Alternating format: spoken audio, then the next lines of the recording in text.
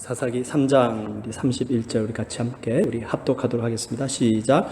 에훗 후에는 아나세 아들 삼갈이 있어 소모는 막대기로 블레셋 사람 600명을 죽였고 그도 이스라엘을 구원하였더라. 아멘. 우리 한번 소리 인사 나누십시오. 우리 2016년도 한 해가 가고 있습니다.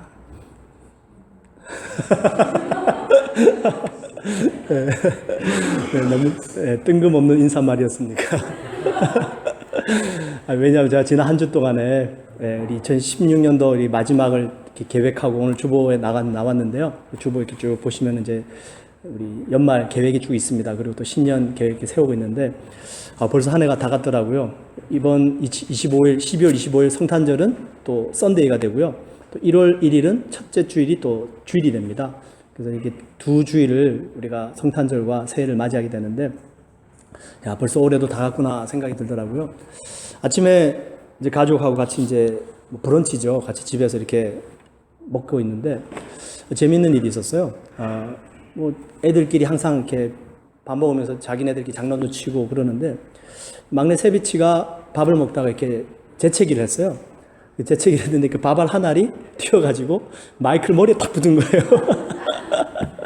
근데 마이클은 그게 이제 이날 저는 이제 그 밥풀이 머리카락에 붙으니까 저는 이렇게 웃겨서 웃었는데 이제 애들은 이제 그게 입을 가리고 해야 되는데 아직 어리지만 야 세빗 what are you doing 이제 마이클 이제 그러니까 애가 갑자기 이렇게 굳어진 거예요. 세빗치가 굳어지면서 그때부터 말 못하고 밥도 안 먹고 눈물이 글썽글썽거리더니 소리 없는 울음으로 눈물방울이 쭉 떨어지더라고요.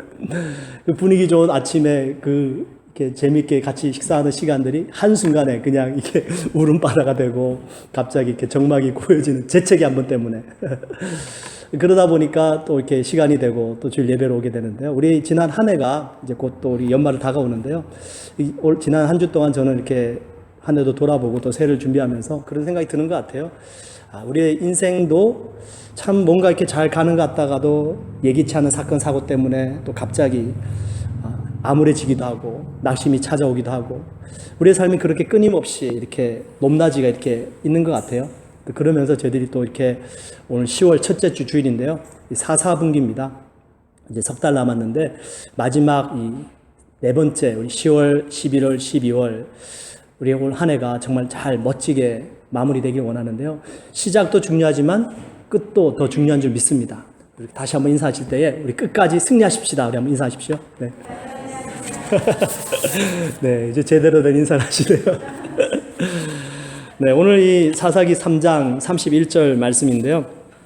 이 말씀을 통해서 저희가 또 오늘 말씀 나누고 싶은 것은 이것입니다. 우리 지난 2주 동안은 사사 두 사람을 살펴봤죠. 첫 번째 사사가 온니엘이었고요. 그리고 두 번째 사사는 에훗이었습니다. 그리고 오늘 세 번째 사사가 이제 외우기가 쉽죠. 삼갈입니다. 이제 세 번째 사사라서 삼갈이 아니고요. 이 삼갈이라는 이름의 뜻은 sword라고 해서 칼이라는 뜻을 가지고 있습니다. 아주 멋진 이름이죠. 이 삼갈, 칼이라는 뜻을 가진 이 사사인데 저희들 첫 번째 살펴본 사사 우리 온니엘, 이 온니엘은 갈렙의 아주 나이 어린 동생이거나 조카일 수 있습니다. 아주 믿음이 좋은 백그라운드를 가지고 있었죠. 두 번째 사사 에훗 같은 경우는 무슨 지파였다고요? 기억나십니까? 베냐민 지파였습니다. 그죠? 그 베냐민 지파에서 태어난 사람이 바로 에훗이었습니다. 그래서 하나님께서 이 에훗의 장애를 쓰셨죠. 비록 오른손은 쓰지 못했지만 하나님께서 이 에훗을 멋지게 사용하신 것을 보게 됩니다. 근데 오늘 여기 본문 말씀해 보시면 오늘 삼갈이 나오는데요. 이 삼갈을 소개하는데 삼갈은 어떤 믿음의 백그라운드가 없습니다. 뭐라고 표현되어 있냐면 아낫의 아들 소모는 막대기로 블레셋 사람 600명을 죽였다 이렇게 얘기합니다. 그러니까 이 사람의 직업은 저희들이 보통 추측하는 것이 소모는 사람 농부였나 보다 이 정도로 추측을 할 수 있는 거죠. 정말 보잘것없는 사람입니다. 그리고 3장 31절 마지막 후반부에 보시면 우리 한국말 성경이 참 재밌게 표현이 되어져 있는데요. 뭐라고 얘기를 하냐면 블레셋 사람 600명을 죽였고 그도 이스라엘을 구원하였더라 이렇게 표현합니다. 이 말씀 속에 뭔가 어떤 뉘앙스가 느껴지십니까?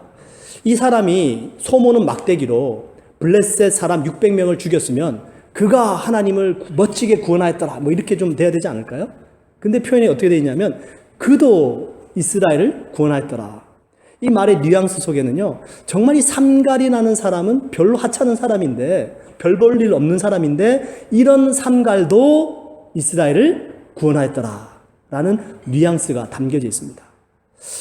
앞에서 살펴본 두 사사, 그죠? 온니엘과 에훗, 좋은 믿음의 가정에서 자랐습니다. 나름대로 뼈대 있는 지파였어요.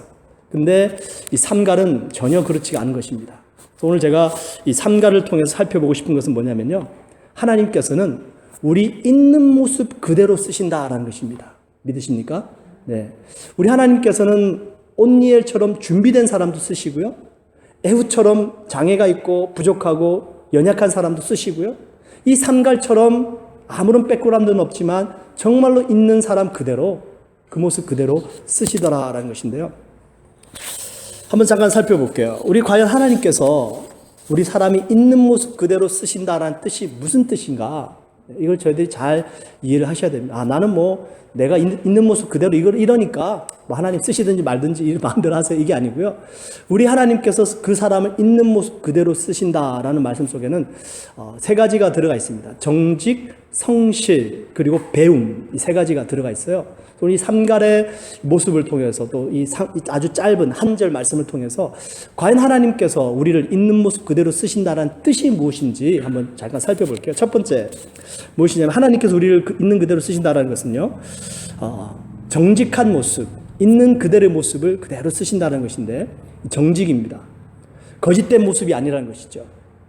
우리 사람들은 우리 자신을 내가 아닌 다른 것으로 자꾸만 꾸며가길 원합니다. 그래서 뭔가 근사하게 보이길 원하죠. 뭐 한국에서는 심지어는 목회자까지도, 유명인사들까지도 때로는 학력을 위조합니다. 왜 그럴까요? 왜 거짓을 통해서 자기 모습을 그렇게 감추려고 할까요? 뭔가 남들에게 인정받고 싶은 겁니다. 비록 그것이 거짓일지라도 내가 이런 학력이다, 이런 백그라운드가 있다, 이런 것을 내세우면 뭔가 사람들이 나를 더 멋지게 보지 않을까, 우러러 보지 않을까, 인정받고 싶은 거죠. 그런 인정받고 싶은 욕구 때문에 거짓일지라도 자기 자신을 감싸는 것을 보게 됩니다. 이런 상태 속에서는 하나님이 우리를 온전히 쓰실 수가 없는 것이죠. 비록 부끄럽지만, 비록 부족하지만 정직하게 내 있는 모습 그대로 주님 앞에 나갈 때 하나님께서 그것을 기쁘게 받으시고 쓰시더라는 것입니다. 여기 오늘 아낫을, 이 삼갈을 소개하는데요, 누구라고 소개를 합니까? 삼갈을 아낫의 아들이다 이렇게 소개하죠. 이 아낫이라는 이름, 이 아낫이 삼갈의 아버지일까, 어머니일까, 조상일까? 많은 학자들이 이 아낫이라는 이름을 연구를 해봤습니다. 근데 도저히 아낫이라는 이름은 이스라엘 민족 중에는 이름이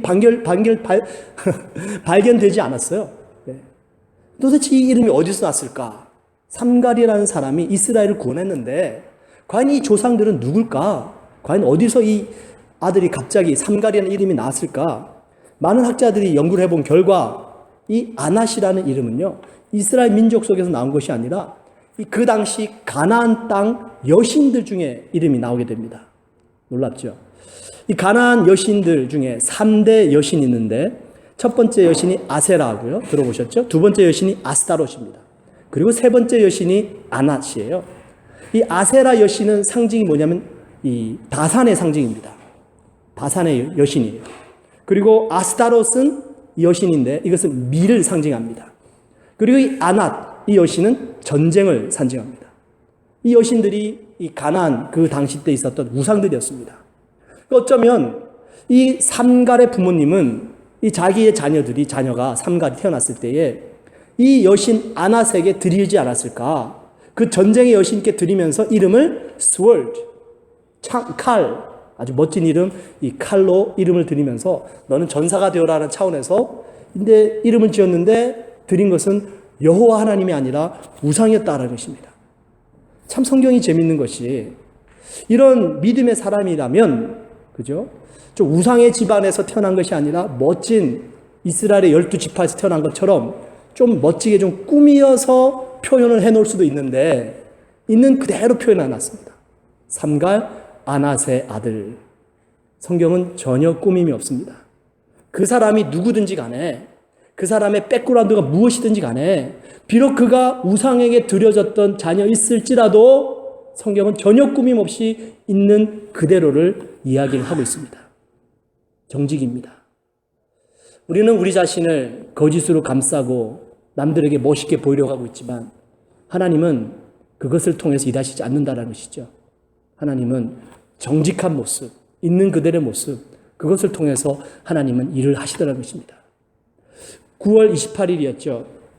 한국에서 새로운 법이 시작됐습니다. 소위 말하는 김영란법이라고 아시죠? 그 김영란법의 원래 이름은 좀 깁니다. 부정청탁 및 금품 등 수수의 금지에 관한 법률이라는 이름입니다. 그러니까 부패를 방지하기 위해서 이 법을 새롭게 제정을 했다가 이제 지난 9월 28일부터 시행이 됩니다. 근데 이 김영란법을 또 다른 법이라고 얘기를 하는데 무슨 법이라고 얘기를 하냐면 3, 5, 10 법안이라고 얘기를 합니다. 3, 5, 10 법안. 왜 이 3, 5, 10 법안이라고 얘기하냐 봤더니 식사 대접은 3만 원을 초과하면 안 되고요. 선물은 5만 원을 초과해서는 안 되고요. 경조사비는 10만 원을 초과하면 안 된다는 겁니다. 3만 원, 5만 원, 10만 원 안으로 모든 일들을 처리를 해야 되는 거예요. 그것을 넘어나게 되면 이게 지금 법에 저촉이 된다는 겁니다. 이것은 어떤 선물이라든지 어떤 식사 대접이라든지 경조사 비용이 아니라 뭔가 그 사람에게 바라는 뜻에서 주는 뇌물로 간주가 된다는 겁니다.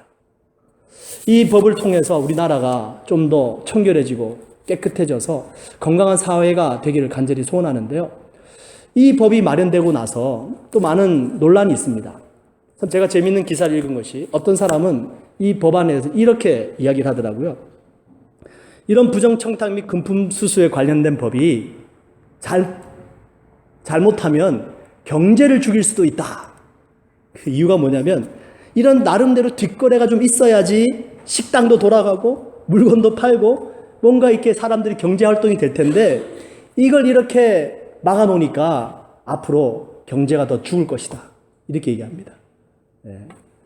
어떻게 생각하십니까? 정말 터무니없는 말이죠.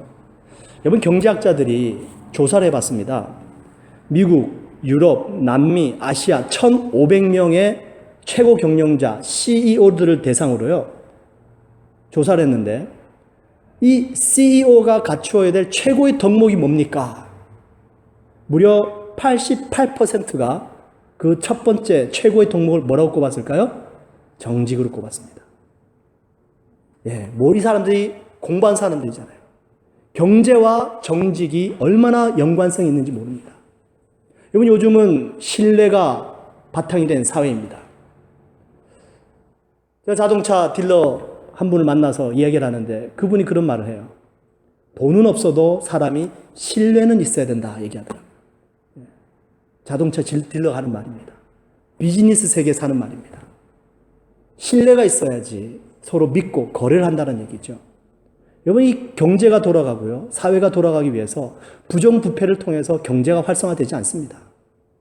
정말 이 경제가 온전히 살아나기 위해서는 이 세상도 정직하고 서로 신뢰가 쌓여져야 된다는 것입니다. 그러면 성경은 하나님께서는 과연 우리들에게 무엇을 원하실까요? 하나님께서 쓰시는 사람들은 어떻게 해야 될까요? 얼마나 더 우리가 정말 하나님 앞에서 정직하게 우리의 삶을 살아가야 될까요? 영적으로 하나님께서 쓰시는 사람, 우리 누가복음 18장 10절에서 14절에 보시면 예수님께서 아주 재미있는 비유를 하시는데요. 두 사람의 기도를 말씀하십니다. 한 사람은 바리새인이고 또 다른 한 사람은 세리입니다. 바리새인은 서서 이렇게 기도했대요. 하나님이여, 나는 다른 사람들 곧 토색, 불의, 간음을 하는 자들과 같지 않고 이 세리와 같지 아니함을 감사하나이다. 나는 일에 2번씩 금식하고 또 소득의 11조를 드리나이다. 바리새인이 기도했습니다. 솔직한 기도였겠죠. 근데 남과 비교하면서 자기 자신을 높이는 기도였습니다. 근데 세리는 하나님 가까이에도 가지 못했대요. 멀리 서서 감히 눈을 들어 하늘을 쳐다보지도 못하고 다만 가슴을 치며 이르되 하나님이여 나를 불쌍히 여기소서 나는 죄인이로소이다. 예수님께서 묻습니다. 내가 너에게 이르노니 이 두 사람 중에 누가 하나님으로부터 의롭다함을 받고 돌아갔겠느냐? 바리새인이 아니고 바로 세리가 의롭다 하심을 받고 그의 집으로 내려갔느니라. 여러분 정직한 기도가 하나님께서 받으시는 기도인 줄 믿습니다. 여러분, 우리가 하나님 앞에 무엇을 가지고 나가겠습니까? 내가 하나님 앞에 어떤 것을 감싸고 주님 앞에 나가겠습니까? 사람들 앞에서는 나를 꾸밀 수는 있겠죠. 그게 사람들에게 다 먹힙니까? 하나님 앞에서는 전혀 먹히지 않는다는 것입니다. 우리 하나님은 우리 있는 모습 그대로 쓰시는데 가장 중요한 것이 바로 정직이다라는 것입니다. 여기 오늘 삼갈은 하나님께 크게 쓰임을 받았는데요. 그 백그라운드가 우상에게 드려진 그 집안에서 태어나서 자랐던 사람입니다. 성경은 그것을 전혀 감추고 있지 않습니다. 내 학력이 어떻든 내 자신의 부족함이 어떻든 우리 자신 있는 모습 그대로 정직하게 하나님 앞에 나아갈 때 하나님께서 쓰시더라는 것이죠.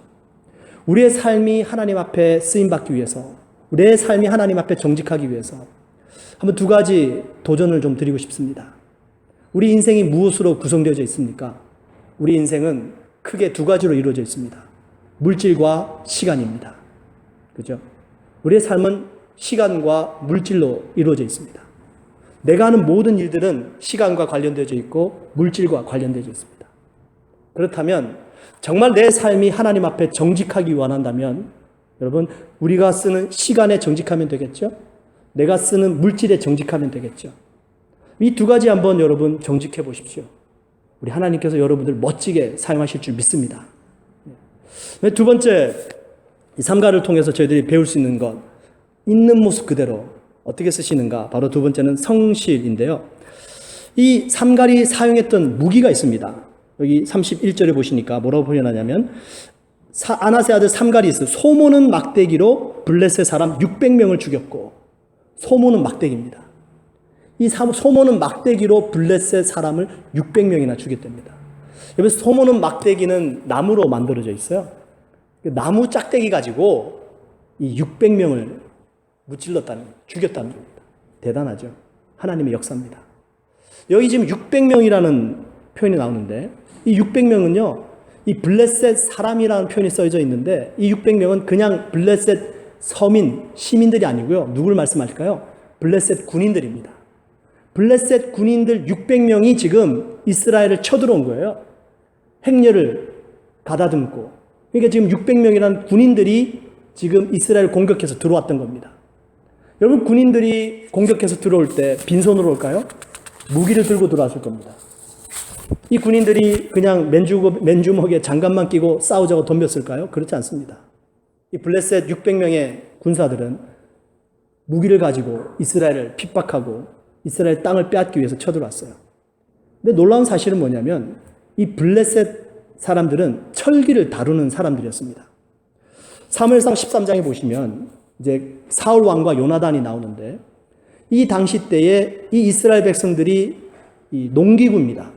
뭐 갈키라든지 홈이라든지 이런 농기구 다 쇠로 되어 있거든요. 이것을 구하기 위해서 어디로 내려갔냐면 블레셋으로 내려갔습니다.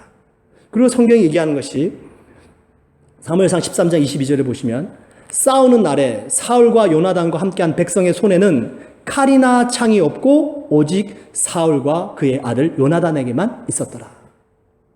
사사기보다 후에 일어난 사건입니다.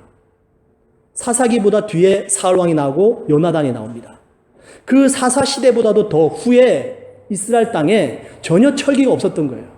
그 철기로 된 칼을 누구만 소유할 수 있었냐면 왕과 왕자만 소유했다는 겁니다. 나머지 사람들은 전부 나무 짝대기 들고 싸운 거예요. 그러니까 지금 여기 삼갈이라는 사람이 소모는 막대기, 나무로 된 막대기로 600명이나 되는 블레셋 군사, 거기다가 칼과 철기를 든 이 군인들과 맞서 싸웠다는 얘기죠. 엄청난 하나님의 기적입니다. 여러분 한번 상상을 해보십시오. 나무 짝대기 하나 들고 칼과 방패를 들고 쳐들어오는 600명의 군대와 맞서 싸운다. 이게 여러분 가능합니까? 이 삼갈의 마음속에 뭐가 있었을 것 같으세요? 여러분, 이 장면을 묵상을 하면서 다윗이 생각났습니다. 다윗이 골리앗과 맞서 싸울 때 막대기 들고 나가죠. 그리고 물맷도 들고 나갑니다. 근데 그 다윗이 그 거대한 골리앗과 맞서 싸울 때 다른 말 하지 않습니다. 뭐라고 얘기를 하냐면 이렇게 얘기합니다.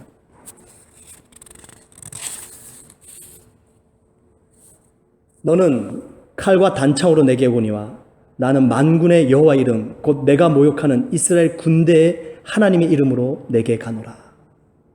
그게 다윗이었습니다. 그리고 그 골리앗을 한 방에 무너뜨리게 되죠. 여기 삼갈이 나무 짝대기 하나만 들었지만 그 나무 짝대기 하나 가지고 600명이나 되는 블레셋 군대를 맞으러 갈 때 결코 혼자 가지 않았습니다. 뭘 가지고 갔을까요?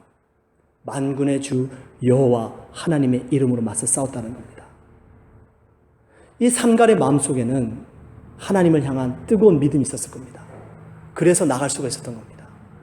여러분, 저희들이 보통 성실하다라고 얘기를 하면 자신의 일을 열심히 하는 사람일 겁니다. 내게 주어진 일을 최선을 다해서 열심히 하는 사람이 성실한 사람입니다. 삼갈이 어느 날 소모는 막대기를 가지고 소를 몰면서 밭을 갈고 있었습니다. 멀리서 블레셋 600명의 군대가 쳐들어오는 소식을 듣습니다. 나는 내일이나 열심히 하자, 그러지 않았다는 거죠. 그 블레셋 군대 600명이 들어오는 소리를 듣고 삼갈은 그 마음이 뜨거워졌을 겁니다. 이 할례 받지 못한 이 이방 민족이 하나님의 백성을 괴롭히는구나. 저들은 칼과 방패를 가지고 나에게 오지만 나는 만군의 주 여호와 이름으로 나갈 것이다. 그리고 손에 들려져 있던 막대기 하나 들고 뛰쳐나간 겁니다. 이게 여러분 성실이라는 겁니다. 성실은 내 일만 열심히 하는 사람이 아니에요. 내 일을 하나님의 일처럼 하는 사람입니다. 하나님의 일을 내 일처럼 하는 사람입니다.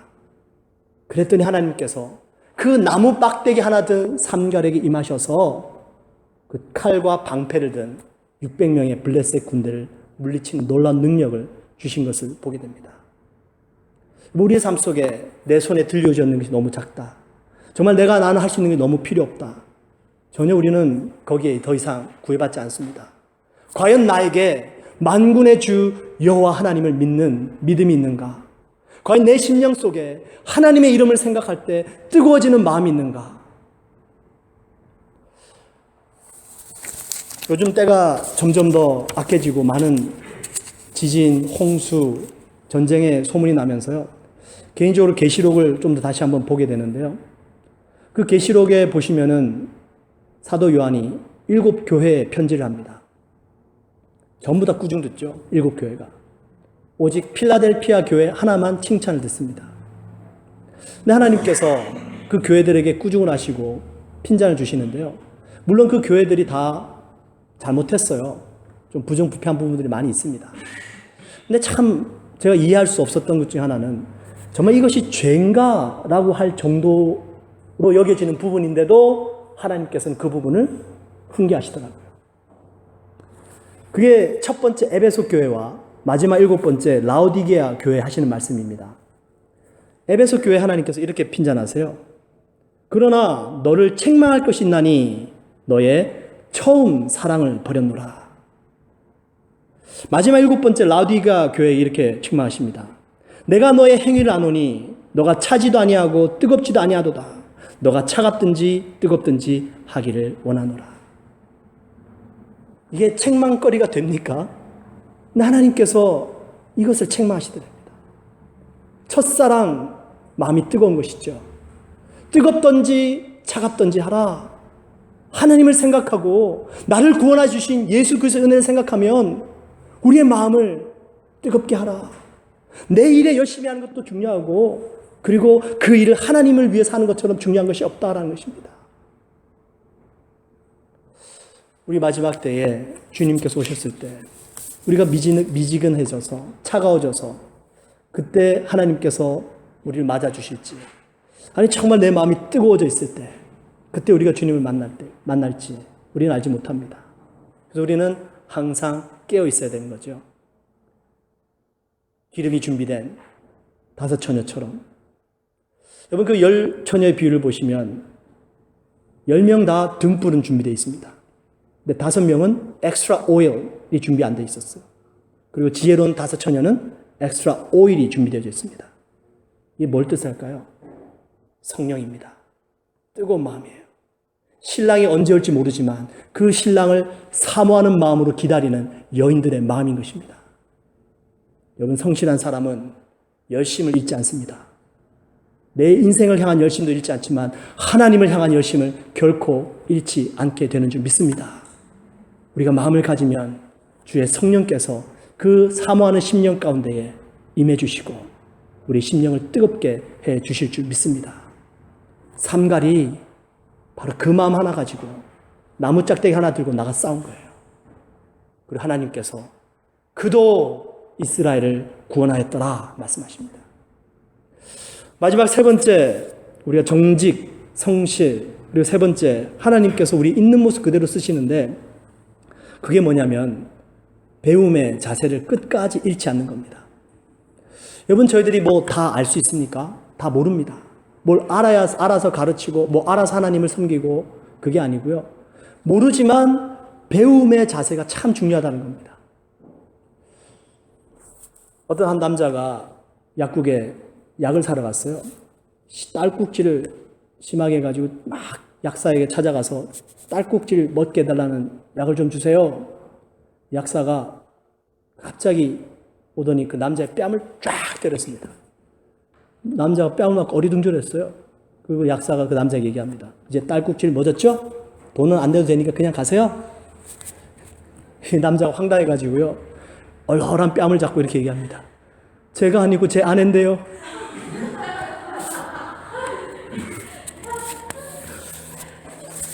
네. 아는 척 하지 말라는 거죠. 네. 우리 다 모릅니다. 자세히 들어야죠. 끊임없이 배워야죠.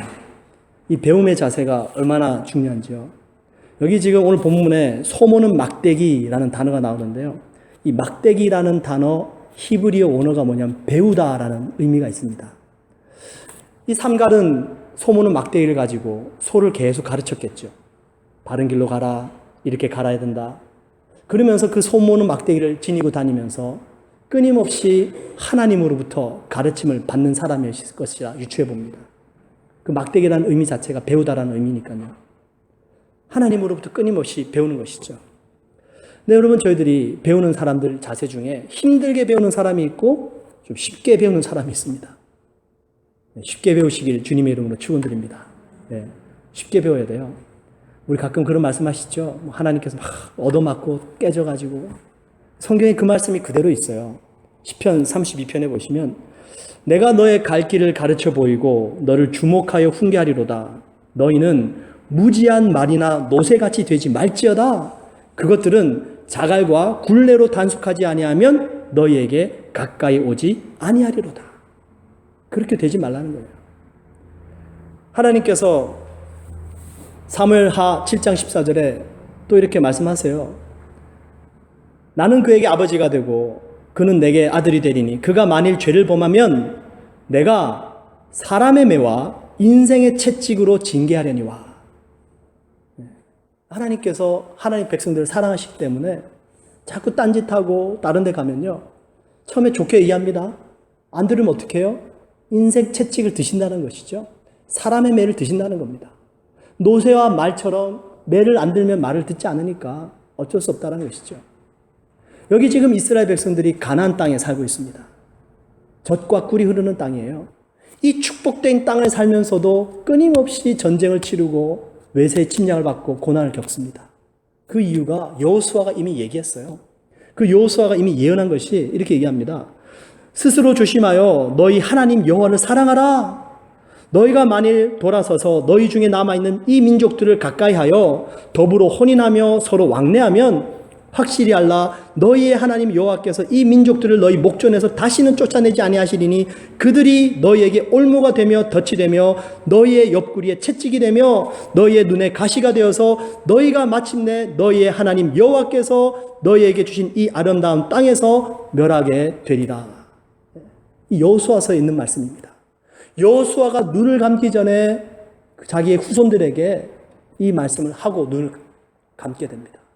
근데 그 다음 세대들이 이걸 듣지 않고 그냥 하나님을 떠나버리고 우상을 섬기고 자기 마음대로 살아갔던 것이죠. 그러면 저희들이 인생을 살아가면서 배워야 될 것은 많은 것들이 있지만 제일 중요한 것은 하나님을 의지하는 것을 배우는 것입니다. 고난이 왔을 때, 어려움이 찾아왔을 때 그때 그 해결책은 여러분 하나님께서 주실 줄 믿지만 하나님께서 우리에게 원하시는 것 한 가지밖에 없습니다. 나에게 가까이 와라. 나만을 믿어봐라. 주님이 우리에게 원하시는 삶입니다. 우리는 평생을 통해서 끊임없이 믿음과 하나님 사랑하는 것과 주님을 의지하는 것을 배워가야 된다는 겁니다. 아주 재미있는 제자들의 모습이 성경을 읽어보시면 나오게 되는데요. 오병이어의 기적을 일으킨 다음에 광주리가 몇 개가 남죠? 네, 12광주리가 남았습니다. 그 다음에 오병이어 기적 다음에 예수님께서 또 비슷한 기적을 또 한 번 일으켜주시죠. 사병이어의 기적을 일으켜주십니다. 7병이어의 기적을 일으켜주십니다. 이번에는 조금 떡이 많아요. 7병이어입니다. 5병이어 때는 5,000명을 먹이셨어요. 7병이어 때는 몇 명을 먹이셨나요? 4,000명을 먹이십니다. 5병이어 때는 12광주리가 남았어요. 7병이어 때는 몇 광주리가 남았을까요? 7광주리가 남았습니다. 그 7병이어로 4,000명을 먹이신 다음에 예수님께서 이제 제자들과 함께 또다시 길을 떠나십니다.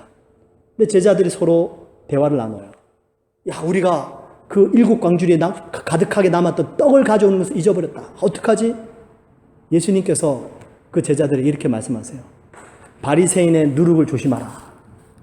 그러니까 예수님이 그 누룩이라는 얘기를 하시니까 야, 우리가 그 떡을 잘 챙겼어야 됐는데 이 떡을 못 가져왔으니까 예수님이 그 바리새인이 주는 떡을 먹으면 안 되는데 우리가 이제 나가서 어떡하나 이들은 더 고민하는 겁니다.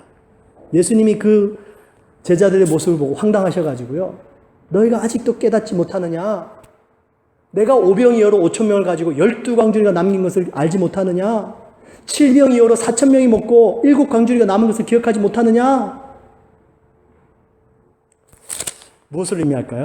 왜 12광주리가 남았고 7광주리가 남았을까요? 예수님께서 오병이어의 기적을 행하셨을 때 그 사역의 여정은 유대인 땅이었습니다. 유대인 땅에서 사역을 하시다가 그리고 산상에 오르셔서 오병이어의 기적을 행하셔서 12광주리를 남기십니다. 그때 예수님께서 제자들에게 하신 말씀이 뭐냐면 갈 것 없다. 먹을 것을 너희가 저들에게 나누어 주어라. 이렇게 말씀하십니다. 예수님의 제자가 몇 명입니까? 12명이에요. 이 제자 한 사람당 한 광주리씩 가졌습니다.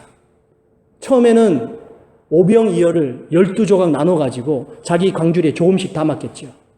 근데 나눠주고 났는데도 이 12명이 각자 한 광주리씩 가져와 보니까 가득하게 남았던 겁니다.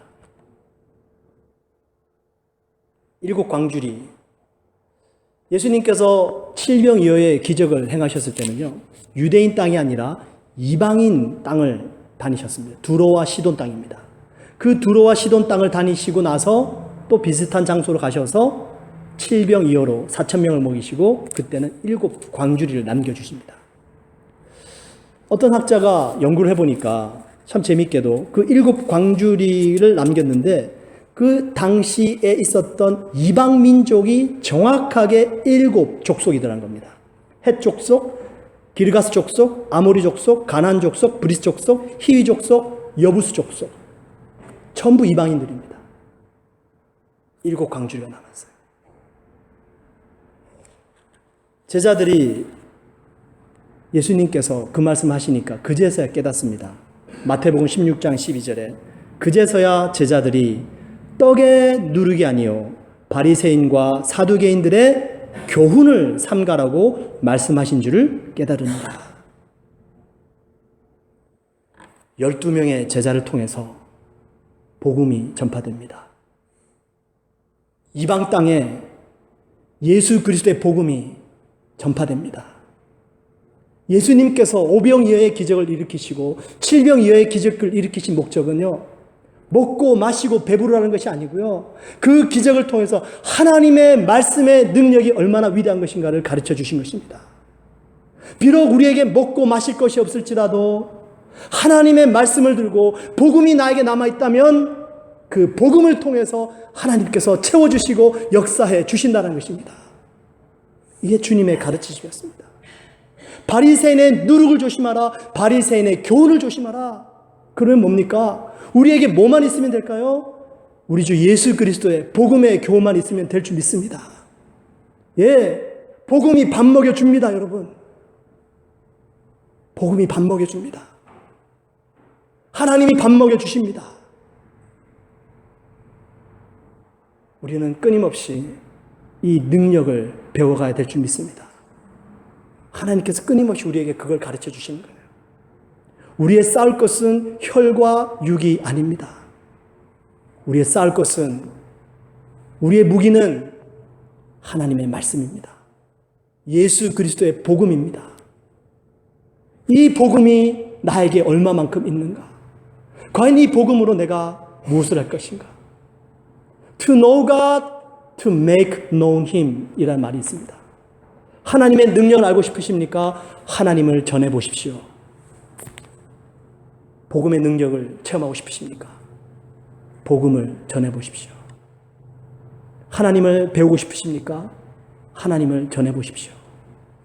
하나님께서 당신의 살아계심을 분명하게 우리에게 나타내 주실 줄 믿습니다. 이게 복음의 능력이라는 것입니다. 이 제자들이 그걸 그제서야 깨달았던 거죠. 오늘 이 삼가를 통해서 하나님은 우리의 있는 모습 그대로 쓰십니다. 우리의 있는 모습, 내가 더 많이 배워야 되는, 더 많이 알아야 되는 것이 아니라 끊임없이 배움의 자세로 주님 앞에 겸손히 나가는 것입니다. 주님, 주님을 더 알기 원합니다. 복음을 더 체험하기 원합니다. 나를 통하여 하나님의 복음이 역사하게 하소서. 주님, 제가 하나님의 이름으로 제 마음이 뜨거워지기 원합니다. 내 인생을 성실하게 열심히 최선을 다해서 살기 원합니다. 나의 시간, 나에게 주신 것들 주를 위하여 한번 살아보기 원합니다. 주님, 내 자신 거짓으로 감싸지 않겠습니다. 주님 앞에 있는 모습 그대로 정직하게 나아가겠습니다. 주께서 산갈도 이스라엘을 구원하였더라. 주께서 우리도 하나님의 구원의 도구로 쓰셨더라. 귀한 간증이 넘치시길 주님의 이름으로 축원드립니다.